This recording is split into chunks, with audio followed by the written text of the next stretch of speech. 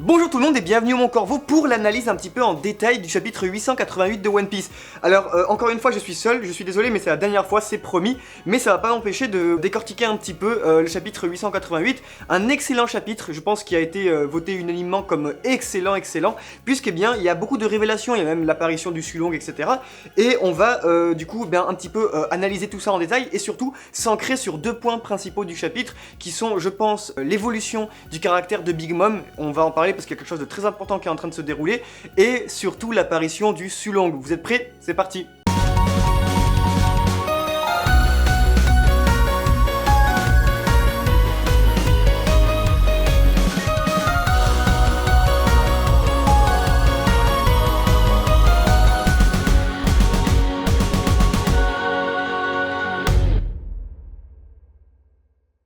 Avant de se plonger directement dans le chapitre, il y a quelque chose d'important, c'est tout de même sa page de couverture. Alors en soi oui, ça fait partie du chapitre, mais ici ce que je voulais souligner c'était que autant pour Bartholomew et Cavendish on avait droit à 5 pages de couverture pour leur mini-histoire, autant ici on est à la 6ème.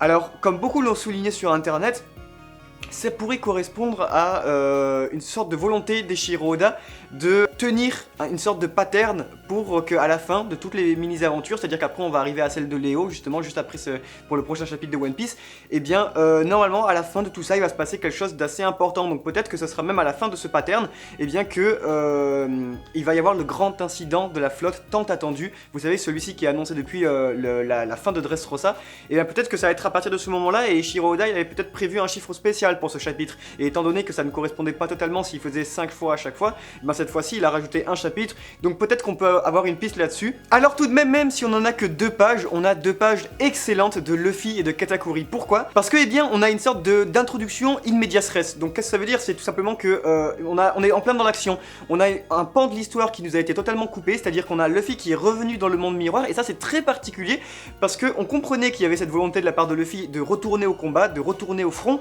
seulement eh ben, on s'attendait pas du tout à ce qu'il y ait toute une partie du combat qui nous soit totalement zappée. Alors pourquoi? Eh bien parce que je pense que j'ai trouvé la solution pour ça, c'est je vous rappelle que dans le précédent chapitre où nous avons vu Luffy, donc c'était il y a 2 chapitres, eh bien on avait compris que ce dernier voulait aiguiser en parenthèse son acquis de l'observation, et pour ça on avait vu que Rayleigh lui disait que rentrer en contact avec des adversaires beaucoup plus puissants que soi, c'était idéal pour justement l'aiguiser et pour pouvoir peut-être éventuellement voir quelques secondes dans le turfu grâce à son acquis.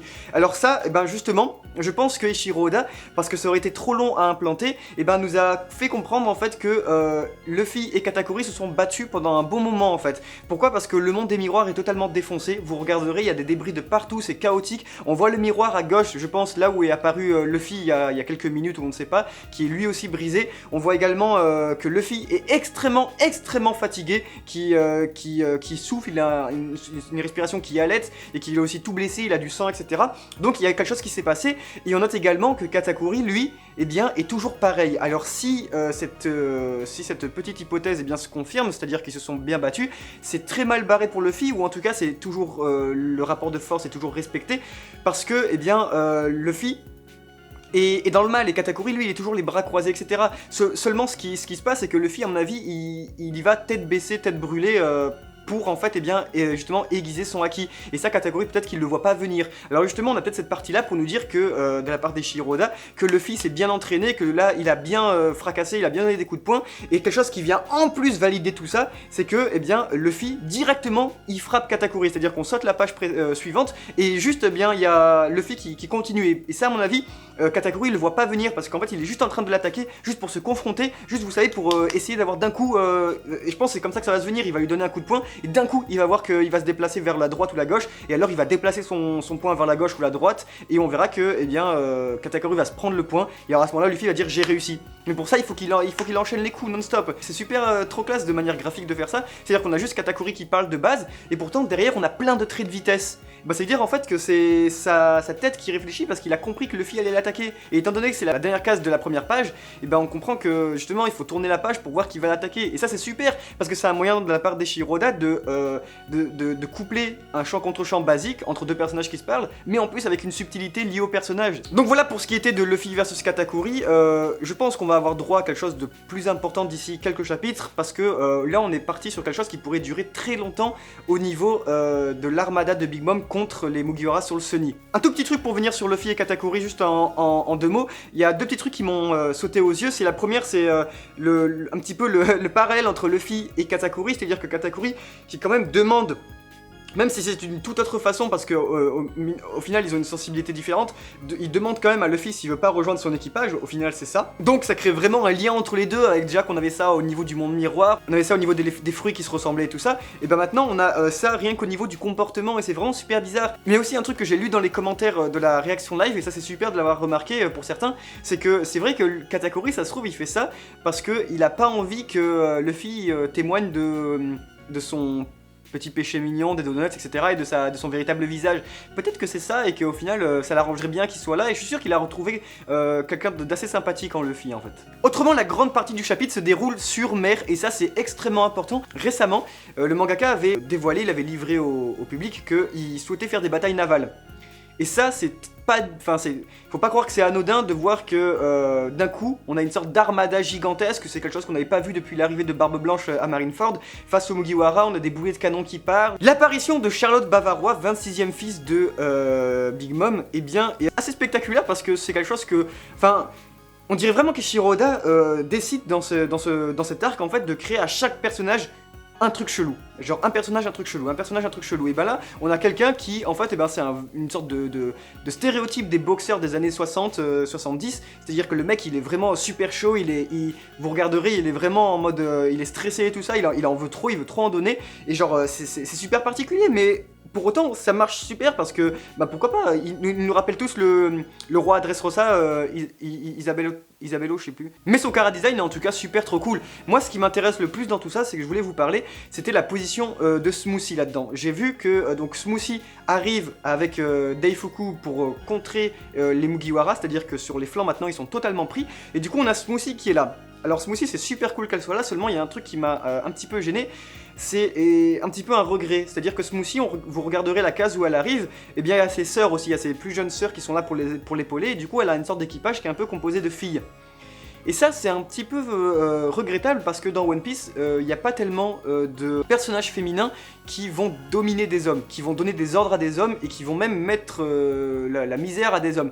Alors c'est con parce que j'aurais bien dit Big Mom, mais au final déjà elle correspond pas à l'archétype placé des femmes dans One Piece, elle est unique, et deux, au mine de rien, non, elle fait rien Big Mom, elle est pas là pour casser des hommes en deux, c'est pas suffisant, tandis que Smoothie, ce serait un petit peu l'exutoire parfait, parce que c'est une femme qui correspond aux 99% des autres femmes dans One Piece, et en tout cas de manière physique, dans son chara design, et elle est extrêmement forte. Alors ce qui aurait été sympa, c'est qu'elle ait beaucoup d'hommes à ses commandes, et que justement elle est elle domine, mais genre, elle donne des ordres quoi. Alors que là c'est juste ses sœurs, c'est dommage parce qu'on dirait qu'elle peut pas donner des ordres à des hommes, c'est un peu particulier. Et ce qui me dérange encore plus dans tout ça, c'est que, on va en parler un peu plus tard, c'est peut-être le fait que sa confrontation à Smoothie, sa grande confrontation, ça risque d'être, contre le Sulong.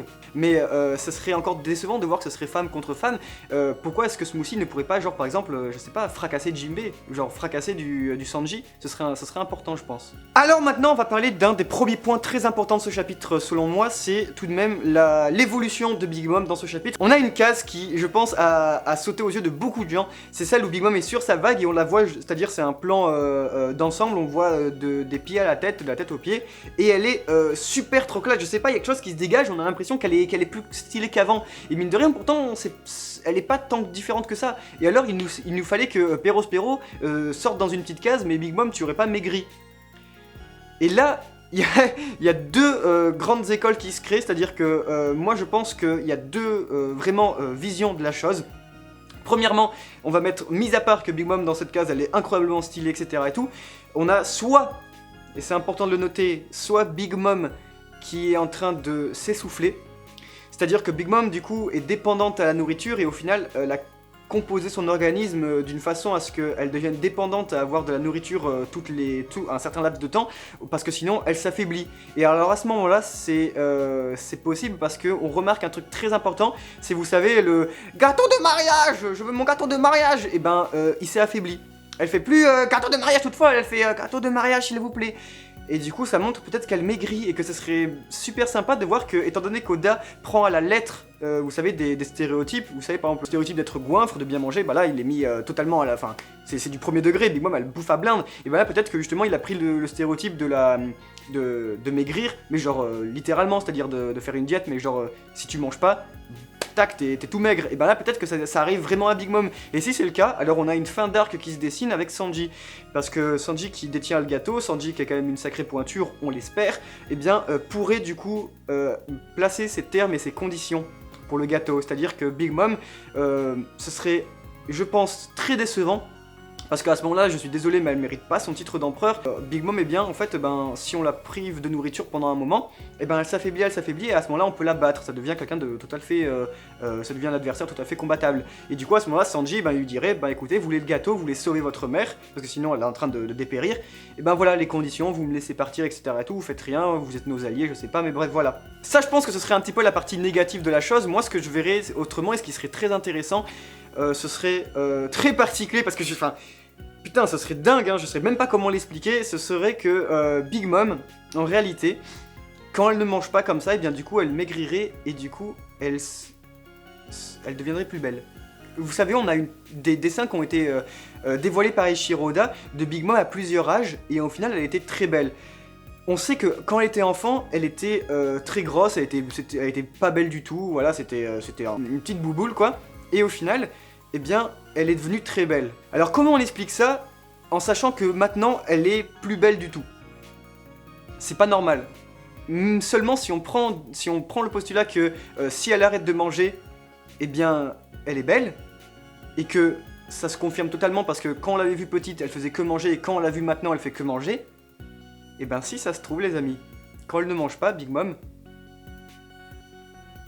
à ce moment-là, on aurait une Big Mom totalement fit, totalement bueno el mano, elle serait magnifique, et puis ça se trouve, voilà, elle serait d'autant plus puissante, on sait pas, elle serait aussi d'autant plus calme, peut-être que ça serait une sorte de forme, je sais pas, éveillée shonen, là on la verrait comme ça, peut-être que ça pourrait être ça, et que du coup on verrait une Big Mom qui se transformerait totalement, même à la vue de ses propres enfants, et du coup on aurait peut-être une piste pour Elbaf, une piste pour son passé ténébreux avec le fait qu'elle ait mangé tout le monde, etc., comment elle a obtenu son fruit des démons, peut-être qu'on aurait un petit peu tout ça, et on aurait, ça se trouve, un tout autre sujet à comprendre, de compréhension dans le monde de One Piece. Voilà, c'était pour la partie sur Big Mom. Autrement, on va arriver sur la partie du Sulong. Merci beaucoup en tout cas de l'avoir souligné dans plusieurs de vos commentaires, parce que voilà, on avait fait une petite théorie, etc. Et au final, ça s'est avéré très juste que, même si c'était assez obvious sur le terme de lycanthropie, c'est-à-dire qu'un humain, ou ici un minx, qui se change face à la pleine lune, et du coup, Eiichiro Oda il a beaucoup joué avec ça, c'est-à-dire que le lycanthrope dans la culture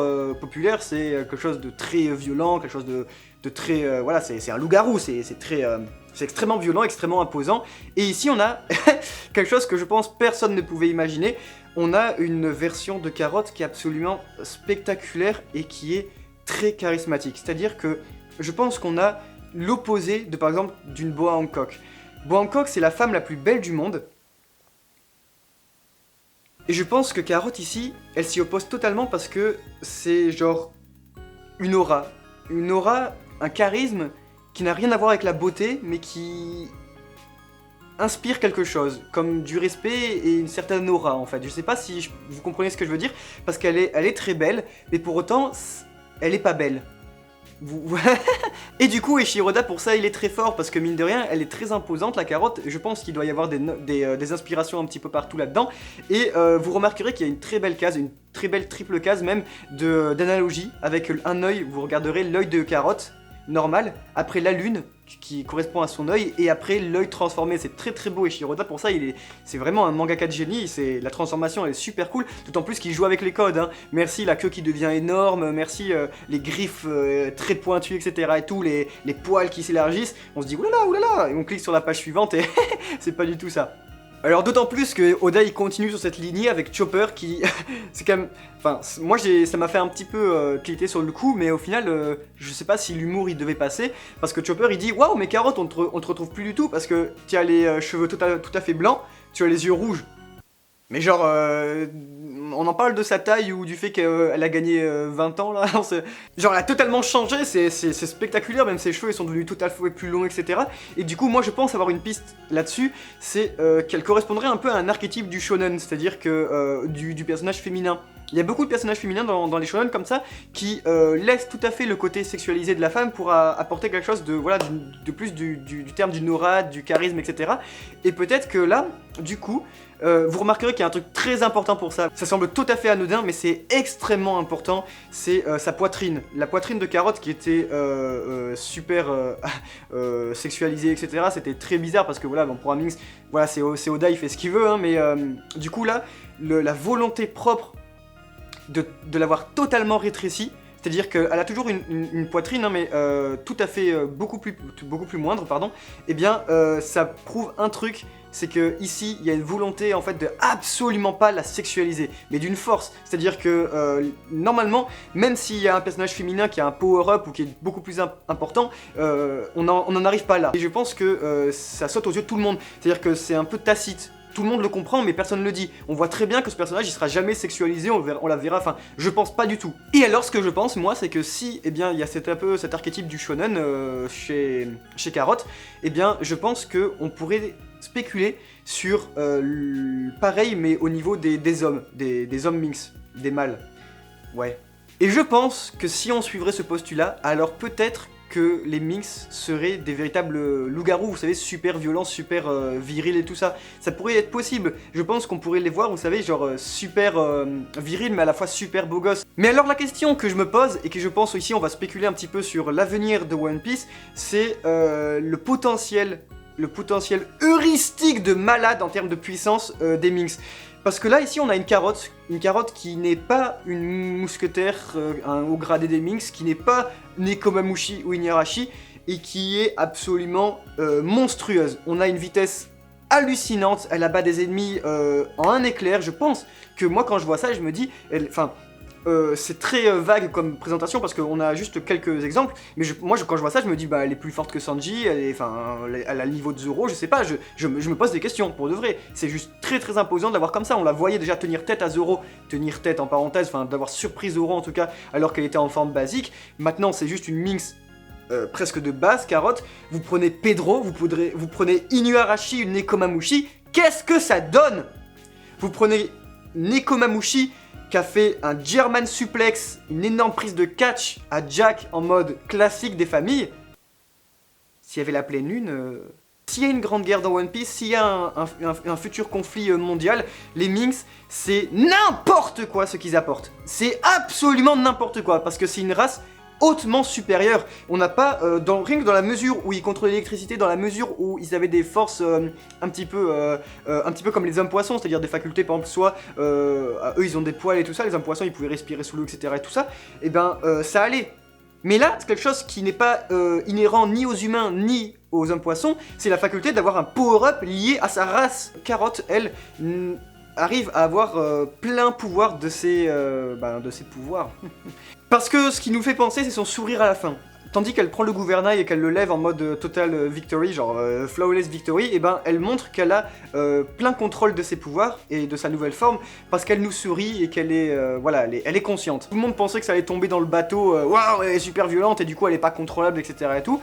Mais non, au final c'est ça. Mais moi ce que je pense, c'est que c'est pas tous les minx qui peuvent faire ça. Je pense que les minx, quand il y a la pleine lune, et je pense que c'est lié aussi au mythe qu'il faut respecter, c'est que la lycanthropie, quand vous êtes victime de la pleine lune, vous êtes incontrôlable. C'est quelque chose que même vous regrettez parce que c'est une maladie, c'est un fléau, c'est horrible. Seulement je pense, et étant donné que c'est Pedro qui l'a ici entraîné à ce pouvoir du Sulong, qu'elle peut être consciente. Et je pense que Pedro c'était un mousquetaire, Pedro qui, comme certains de sa classe, de son rang, pouvait devenir un Sulong éveillé et conscient. Et ben je pense que ce n'est pas le cas de la plupart des minx. Vous vous rappelez, Wanda disait que les minx, heureusement la pleine lune, il y a la pleine lune ce soir, mais elle est cachée par les nuages, sinon ça aurait été dangereux pour les Mugiwara. Elle aurait pas dit ça si tous les minx ils auraient été genre super BG, genre on est tous puissants. Non, non, elle a dit ça parce qu'il y a des minx qui sont incontrôlables. Et je pense que c'est pas le cas d'Inuyarashi ni de Nekomamushi, bien que ce serait très intéressant de savoir que par exemple Inuyarashi, qui est un peu plus sage, pourrait contrôler son Sulong, tandis que Nekomamushi ne pourrait pas.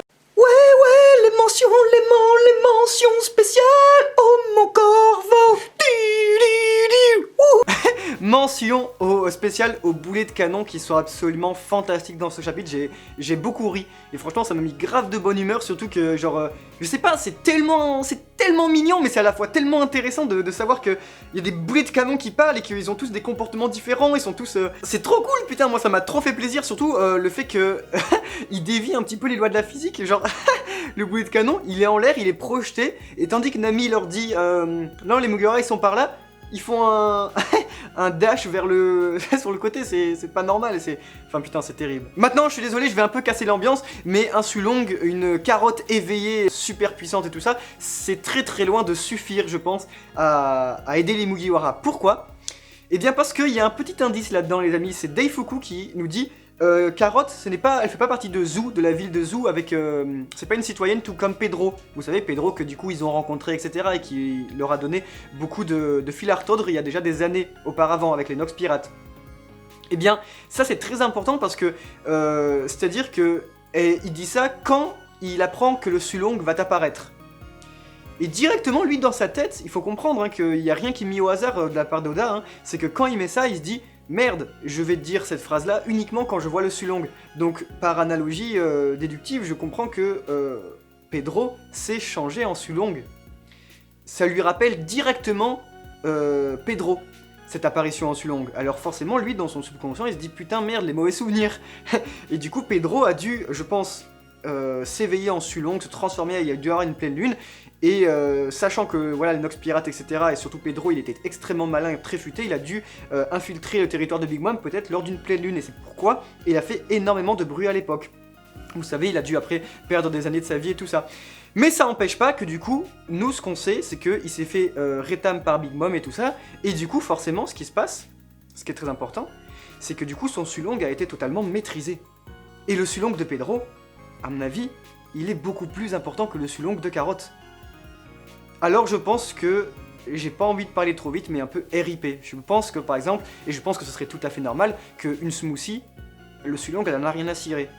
Parce que ça serait aussi cohérent dans le sens où s'il y a toute une tribu de Minx qui peut s'éveiller comme ça, il faudrait que le second empereur puisse au moins s'en faire une bonne petite dizaine, et je pense que ça serait parfait dans les forces de ce monde, ça correspondrait parfaitement à tout ce qu'a établi Eiichiro Oda, et du coup je pense que c'est pourquoi ce serait un petit peu navrant de voir toujours une sorte de confrontation féminine, genre Sulong plus Nami versus Smoothie. Je pense qu'il y a plein de moyens de le faire, il y a plein d'autres ouvertures, mais ça n'empêche pas que ce serait quand même super stylé. Autrement, voilà pour ce qui est de tout ce qui va se dérouler, je pense, sur cet arc, sur cette fin de l'arc de Whole Cake Island.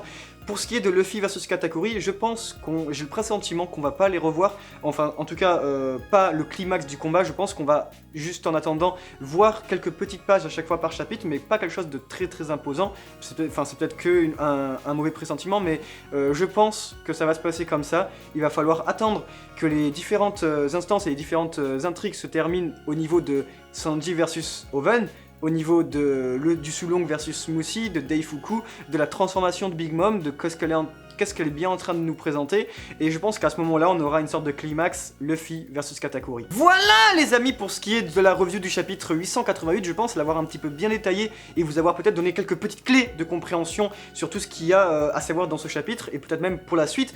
D'ici là, normalement, le Jump sera en break la semaine prochaine, pourquoi? Parce que, eh bien, c'est les fêtes de Noël qui arrivent, et du coup, on avait droit à un numéro spécial, etc. Donc d'ici là, on aura le 889 de One Piece avant la fin de l'année, et ce sera le dernier chapitre de One Piece, avant 2018, oui.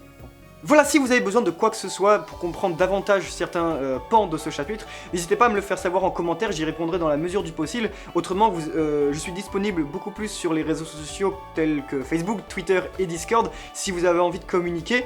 C'est un plaisir d'avoir fait tout ça les amis, j'espère que vous avez bien aimé cette petite vidéo et que ça a été utile. Quant à moi, je vous dis à très vite avec Kamaltero pour de prochaines vidéos Mon Corbeau, ça revient très vite. Et d'ici là, portez-vous bien, ciao ciao.